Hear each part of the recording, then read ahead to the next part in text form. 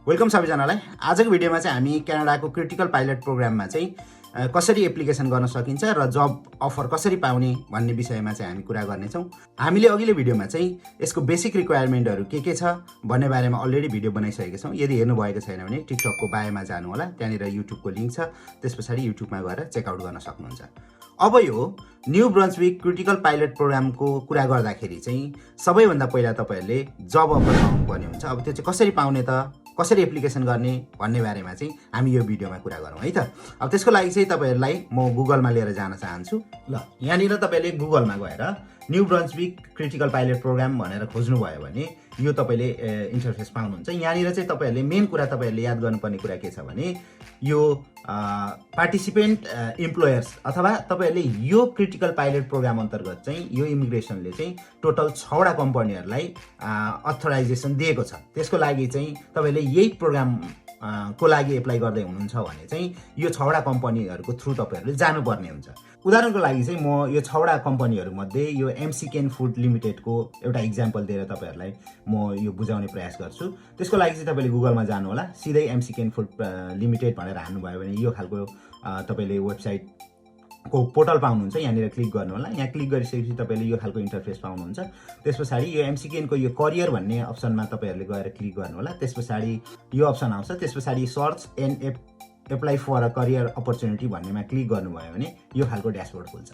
यहाँनिर चाहिँ तपाईँहरूले एउटा सर्च गर्नुपर्ने हुन्छ। तपाईँ न्यू ब्रन्सविकमा आउनुहुने भएकोले गर्दाखेरि अथवा यो इमिग्रेसन प्रोग्राम अनुसार चाहिँ तपाईँहरू आउने भएको कारणले गर्दाखेरि चाहिँ यो न्यू ब्रन्सविक भनेर यहाँनिर सेलेक्ट गर्नु होला। त्यस पछाडि तपाईँले यहाँनिर जब लिस्टहरू पाउनुहुन्छ है। जस्तै उदाहरणको लागि फार्म अपरेटर यो एग्रिकल्चर सेक्टरमा होला, म्यानुफ्याक्चरिङ सेक्टरमा होला होइन, अलमोस्ट सप्लाई चेन, लजिस्टिक, अनि त्यस पछाडि quality and food and safety भनेको छ। यो धेरै सेक्टरहरूमा यहाँनिर छ। यो चाहिँ भर्खर अपडेटेड भएको डिमान्डहरू, जस्तै अगस्त 2 मा, जुलाई 21, अगस्त 8, अगस्त 9, अगस्त 2 होइन, यो भर्खर अपडेट भएको नयाँ जब अफरहरू। त्यसको लागि चाहिँ तपाईँहरूले के गर्नुपर्ने हुन्छ, यति सर्च गरिसकेपछि तपाईँहरूले जस्तै कुनै उदाहरणको लागि म एउटा यो फार्म अपरेटरको चाहिँ तपाईँहरूलाई इक्जाम्पल दिन्छु है त। यहाँनिर एप्लाई नाउमा जानु होला। एप्लाई नाउ गरिसकेपछि तपाईँले यदि लिङ्क्डइन तपाईँको आफ्नो प्रोफाइल अलरेडी बनाइसक्नु भएको छ भने लिङ्क्डइनबाट डाइरेक्ट एप्लाई गर्न पनि मिल्छ, अथवा लिङ्क्डइन प्रोफाइल छैन भने तपाईँले यहाँ एप्लाई नाउमा क्लिक गर्नु होला। ओके, त्यस पछाडि तपाईँले यो चाहिँ मैले अलरेडी के अरे रजिस्टर गरिसकेकोले गर्दाखेरि यो देखाउँछ। तर सबैभन्दा सुरुमा चाहिँ तपाईँले यो क्रिएट एन एकाउन्टमा गएर तपाईँले नयाँ एकाउन्ट क्रिएट गर्नु होला।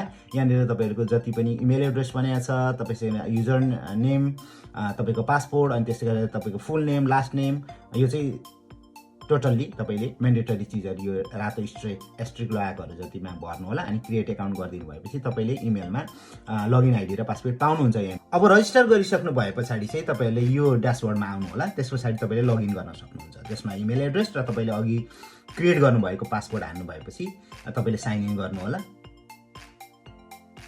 साइन इन गरिसकेपछि तपाईँको आफ्नो प्रोफाइल यहाँनिर क्रिएट हुन्छ। तपाईँले लगइन लगआउट गर्न सक्नुहुन्छ आफ्नो प्रोफाइलमा एमसिकेन फुड लिमिटेडमा। त्यस पछाडि तपाईँहरूले यहाँनिर तपाईँहरूको आफ्नो डकुमेन्ट्सहरू अपलोड गर्नुपर्ने ठाउँहरू हुन्छ। यहाँनिर तपाईँले आफ्नो साउन्ड सिभी चाहिँ अपलोड गर्नु होला। त्यस पछाडि अरू एडिसनल एक्सपिरियन्स डकुमेन्ट्सहरू छ भने यहाँनिर एड गर्नु होला।